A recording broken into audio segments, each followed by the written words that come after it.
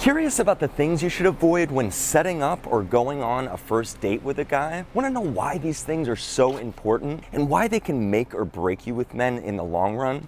I've got all that coming up for you right now.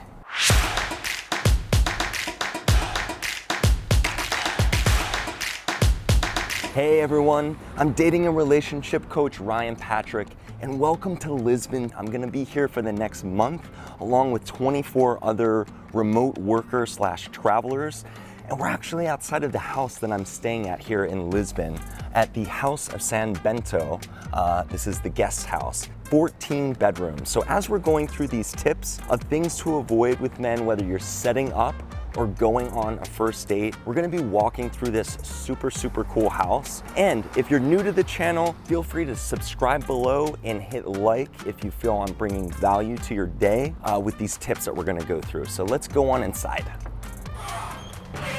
So one of the first things that I want you to absolutely avoid when you're setting up a first date with a guy is being the organizer. He really needs to be the one that is reaching out to you and initiating with you, because this is gonna help them get attracted to you. This is gonna help them have their investment grow in you by doing some work up front. So if you really like a guy and you find that you're always initiating texts with him, you're the one suggesting dates, this is just not gonna be good for you in the long run, because you will be in that role constantly. You're always gonna be wondering, why isn't he initiating with me? You just don't wanna be the organizer in the beginning. That comes later. That comes, after 4 to 6 dates. We're talking 4 to 6 weeks, because men ultimately want to see that you are interested, you're invested as well, but they don't need to see that from you up front. So that's the first tip. Just don't be the organizer. It's pretty easy to do. All you have to do is sit back, let the guy initiate, let him handle logistics for the first date. Now, the second thing I want you to avoid is my place dates. This is where he's either gonna suggest that you come over to his place, or you feel that feeling that you wanna invite him over to your place early on. Not maybe the first date, but maybe the first few dates in. Now, here's the problem with this. You don't know this guy, right? This is your first date with him. So you need to absolutely keep safety in mind. You're gonna wanna be in a public place.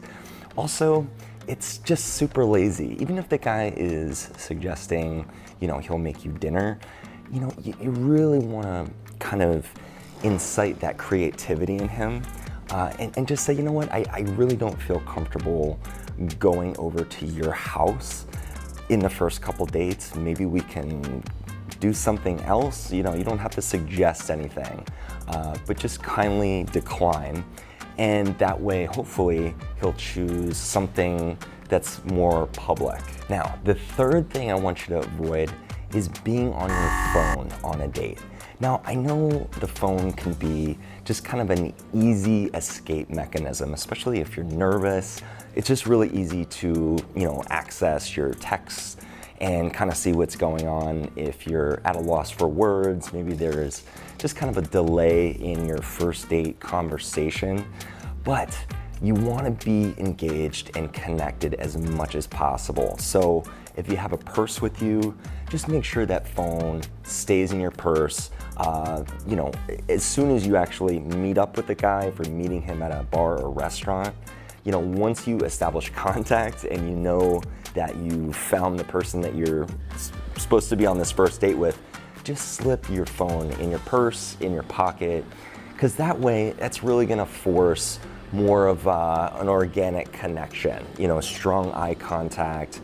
Your body language won't be hunched, and kind of closed off, because that's typically what we tend to do when we're on our phone. Our body language, our posture, it's all terrible when we're doing things on our phones. Now, the next thing I want you to avoid is being the driver of the conversation.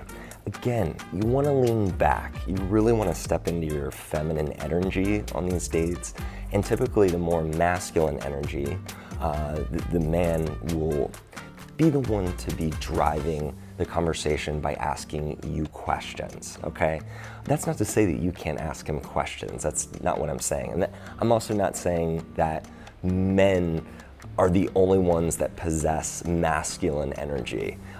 We as men and women can possess both energies, but you're gonna typically find that the initiator, the pursuer, the masculine energy, we want that coming out of guys when we're first getting to know them as ladies, because when a man is in his masculine energy, that's exactly where you want him, because that means that you're gonna have the opposite energy of him, which is your feminine energy. And that is the energy that men are seeking on these dates. They're not looking to meet masculine energy with masculine energy. They're actually looking for the complete opposite. So when they say opposites attract, that's exactly what we're talking about here. You know, we as men are curious about what's happening with the feminine energy, because typically that's something that's very hard for us to hold on to for long periods of time. Because you as a woman stepping into that more curious, sort of sensual, sentimental energy, it's just so nice to be in that company when we're going out and having fun with a woman. So just be aware of that too. Be aware of what energy you're actually stepping into when you're going on these dates, right? We're going for that feminine energy, but for my, real estate agents out there, my people that are in professional careers that are very client facing, sometimes it's really necessary for you to turn on that masculine energy in your job, in your career, where you need to be on. Do you know what I mean? So basically, it's something that you really have to think about and dial down when you're going on dates, because again, matching that masculine energy with his masculine energy, that's where it turns into a situation where there's gonna be a barrier to entry for him to become attracted to you. Attraction works with opposite energies. Okay, now the next thing I want you to be aware of, and I would like for you to avoid, is revealing too much too soon, okay? Now I talk about this in some of my other videos on my channels, but this is a really big one, okay? So think about this progression. I want you to think about your texts or your messages with men as the appetizer. You're really not revealing much of anything about yourself in text messages. That's not what we're going for. And as you build to that first date, I want you to think about the courses getting larger, okay? So that first date, think about like a super salad course, okay? The second date, now we're getting into bigger portions, bigger courses. So you want to think about the information that you're revealing about yourself over a period of time, okay? You don't want to be an open book on your first date, because there's just really not going to be much to talk about in the next date after that, or the date, third date, fourth date, things like this. And I know when I'm on my Wizio requests with a lot of you, you talk about these great first dates that end up being like 5 or 6 hours, okay? You wanna cut it off in a relatively short period of time. You don't want these dates running for hours and hours and hours. You wanna cut it off right at the peak, because guys want to digest your story, kind of like they digest a great meal, right? It's by little bits and pieces. That's the best digestive, experiences. You don't jam a whole bunch of food in your mouth and try to chew it. You just want to eat a little bit, have it go down nice and smoothly. Think about that when you're thinking about how you're revealing your story on a first date. And I saved the biggest and best one for last, and the most important one, and that is avoid sex on the first date. At all costs. I don't care how good looking he is, I don't care how great a time you guys had, you need to slow your roll when it comes to sex. And my, sort of guideline or recommendation would be no sex for 30 days minimum. That is an absolute minimum. I know it's tough, But if you're going back to tip number 2, when we're talking about my place dates, you know, that is an easy one to avoid by just not going to his house. Because what's easier, what's more likely to happen when you're at his house on a date?